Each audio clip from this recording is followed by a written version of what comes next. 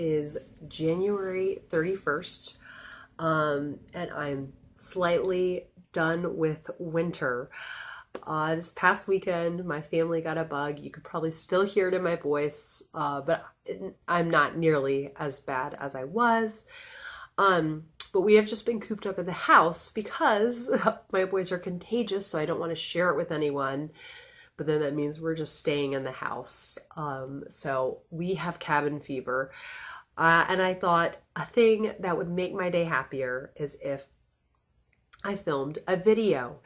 And I'm going to be filming a February TBR. I know I haven't done just a random monthly TBR in a long time, but I realized between the different reading goals that I had and the buddy reads, I had a fair number that were just like very planned, so I felt comfortable putting out there instead of just this random TBR of I think I'd like to read this and I think I'd like to read this. I have a whole stack, of those books that are odd ones I might try to slip in the month, but these are ones that are for sure. So we'll see how filming goes because I still have a cough, but I just would really enjoy filming some booktube today. So yes, without further ado, so I have several categories of different, kinds of reading. And so the first category of books is the Reading Through the Ages category. This is a readathon of historical fiction that Mel at Mel's Bookland Adventures and then Victoria at Eve's Alexandria have started for this year. I am thoroughly enjoying this project and I cannot wait to continue on with it. The two that I know for sure will be fit in, that's a lie, the three, that's what it is, the three, okay.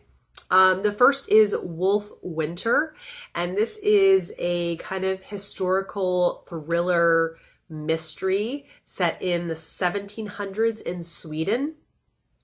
And I just thought with the title of Wolf Winter, this is one that I definitely wanted to fit in the winter time. And I will be picking it up at the library this Saturday, and I am definitely looking forward to it. Then next is one called A Curse Dark as Gold.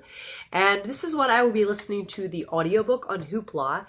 And it's a Rumpelstiltskin retelling set during the Industrial Revolution. And I think the narrator, I think it's kind of like a middle grade type book, but I just love the idea of, getting to read a fairy tale retelling for this reading challenge, and I will be doing just that. I will let you know what I think. I just think that's a really interesting idea of doing a Rumpelstiltskin retelling during the Industrial Revolution. I know that our protagonist's father owns a cotton mill. That's what it is. So Rumpelstiltskin could be very significant in this story.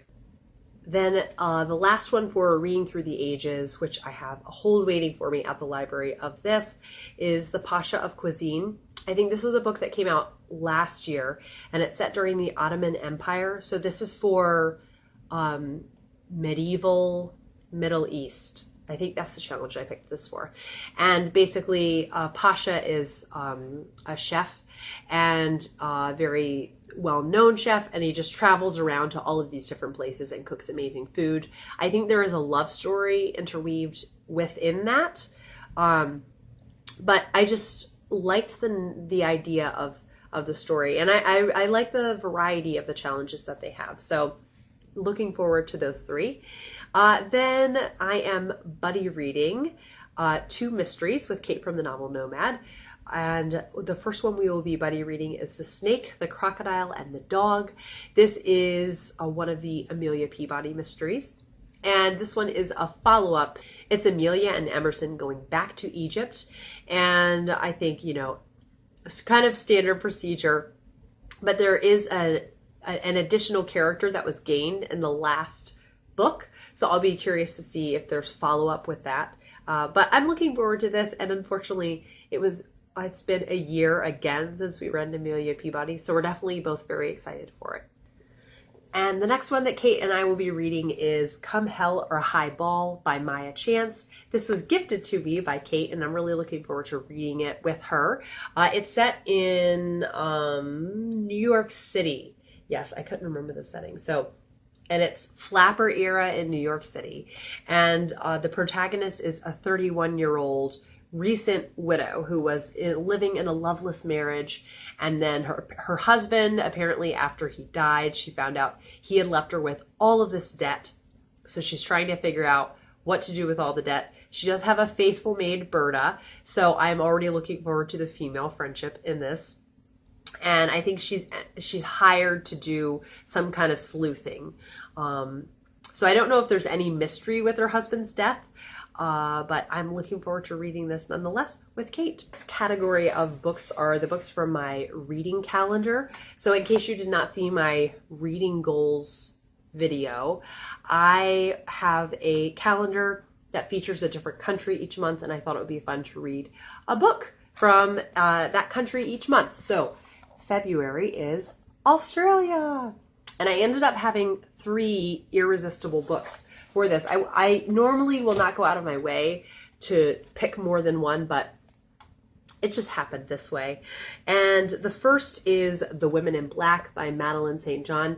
This was a gift from, another gift from Kate at the Novel Nomad. And this is set in the ladies' frock department. And I'm pretty sure it's the 50s or the 60s, but it's just supposed to be a really like biting, witty, but still has, you know, social commentary and interesting things to say. And it just seems like it will be a really wonderful book. And I know Kate really loved it. And then a buddy read I will be doing with Natalie from Literary Labors is The Lost Flowers of Alice Hart by Holly Ringland. And this is one that I had heard several booktubers speak very highly of. And what I like in this is that there's going to be nature and lots about specific flowers. Each chapter has, you know, a flower name. The river lily is this chapter. And I really am looking forward to this. I think it's about a little girl who had a really, really traumatic childhood. So she goes to stay with her grandmother, and her grandmother lives on a flower farm, and it becomes this time of healing for Alice, and she learns to communicate through flowers. The last title combines Reading Through the Ages and Australia, and it is called Forgotten Places by Johanna Craven. And this is set in 1833 in Van Diemen's Land, Australia. And basically this woman is working to get passage to London, but she's never been in this landscape before, and so I think it's really kind of dramatic and unforgiving weather, and it just seems, the sample that I read, like the writing is going to be very literary and symbolic, and so kind of having this dramatic landscape as the backdrop, I think will make for a really memorable read, and I'm really hopeful about this book. Like I said, I read a sample and I really liked the writing style. So yeah, I am looking forward to kind of this Australian wilderness read. Then the next category is the Betsytacy ReadAthon that myself and Kelly from Books I'm Not Reading and Katie from Life Between Words are hosting. And we will be reading in the month of February, Betsy and Tacy Go Over the Big Hill and Betsy and Tacy Go Downtown.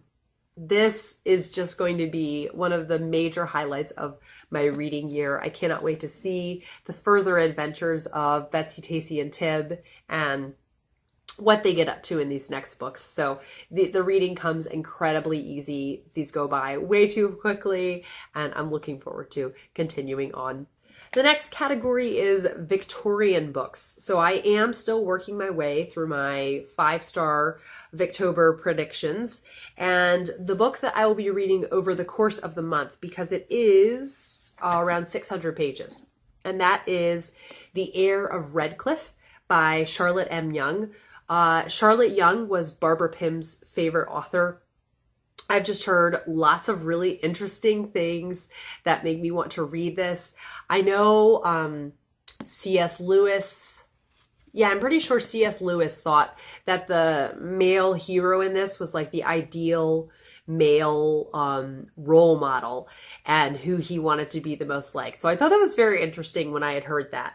And I mean, it's going to be typical Victorian devices. I'm sure there will be, you know, something to do with inheritances. And I don't know all that much about this. I think there are like two men who are contrasted, who are maybe cousins.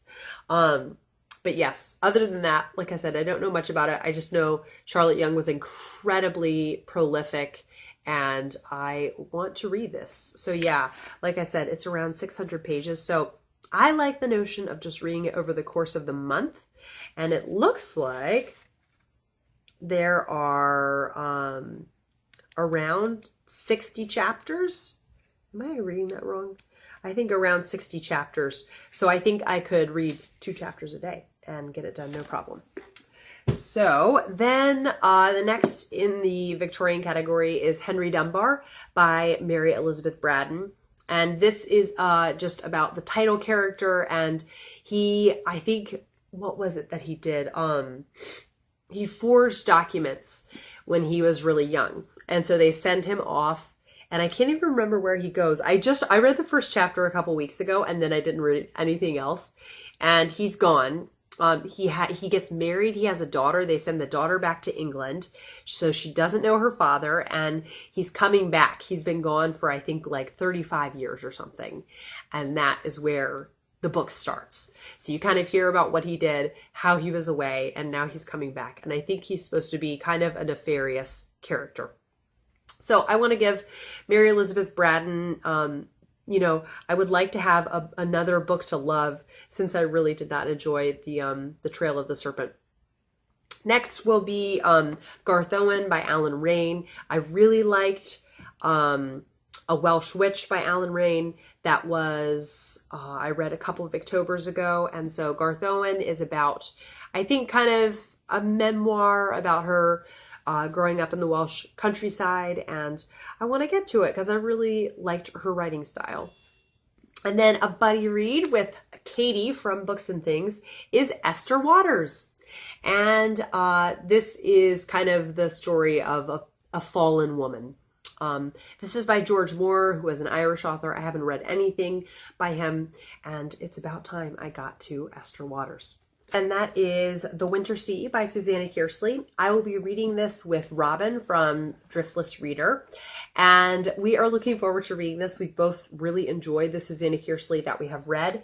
This is longer though. So I actually made the suggestion to Robin of just reading a chapter a day because I do enjoy Susanna Kearsley's books so much, and Robin said she was up for doing that. So I'm really excited because it's a little over 500 pages. And this involves someone traveling back in time like it usually does to the spring of 1708 during the Jacobite rebellion. So that ought to be interesting. And since this is like a time travel historical fiction, this will knock off actually another category in the Reading Through the Ages bingo. So it's another good one to add. And then an author that Ange from Beyond the Pages and I tried last month, but we both weren't really loving the book. We tried Clooney Brown by Margery Sharp. So I had heard good things about Margery Sharp's, like her modern classics. And I listened to the audiobook, so I don't know if it was the narrator that bothered me or if it was the plot. Like I was not that invested in the plot. I didn't find it all that interesting. So I wanted to give another try. And in this one, a woman who's like not a kid person ends up adopting a kid. It's of someone she knows who passes away, and then just becomes really dedicated to him and kind of sees this new side to herself. And it just sounded like a really neat plot. So that's called The Flowering Thorn, and Ange and I will be reading that in the month of February. And I'm really excited to try another because I could tell from the writing that I actually enjoyed her writing style. It was very like clever, witty, and sharp, and what I want out of a modern classic. And so I thought, you know what, why don't I just try one more from her, and then I'll feel like I have really given her a shot, even if I still don't like that one. And then lastly, a big chunker I will be taking my time with over the month is Winter's Heart by Robert Jordan. This is one I will be buddy reading with Doris from Aldi Books. We're very much looking forward to reading this in February because the last book ended. There's going to be some very, very big things happening in this one. And it's set in winter, obviously, because of the title, Winter's Heart. And that's going to come into play in a lot of the plot. So we just think February is very appropriate for it. And we're hoping to possibly finish this series this year. We'll see if we can. But yeah, this is the 9th book out of 14. And I'm really excited. I have the audiobook ready. So I'll be doing most of it in audiobook. But when that expires, I'll move on to this. So that is my ambitious TBR. You know, just the different projects I'm working on and buddy reads. I'll be doing so many fun things coming up. So let me know what you plan on reading in February, and I will be back for another video soon. Bye.